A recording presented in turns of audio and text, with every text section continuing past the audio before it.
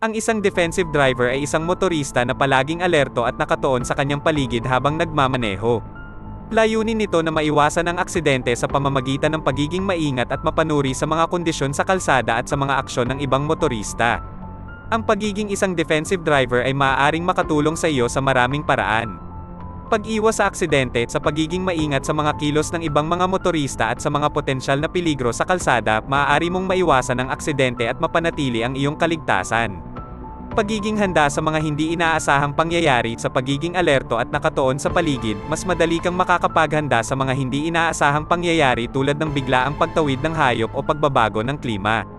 Pagiging responsable, ito ay nagsasaad din ng pagiging responsable sa pagmamaneho.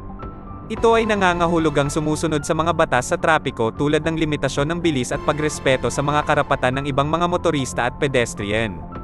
Pagiging epektibo sa pagresponde sa mga panganib, sa pagiging defensive driver, mahahanap mo ang mga paraan upang maiwasan o maibsan ang mga panganib sa kalsada.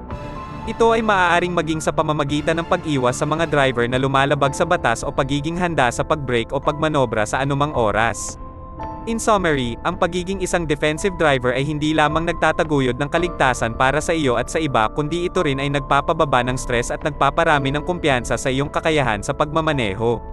Ride and drive safe palagi mga lods.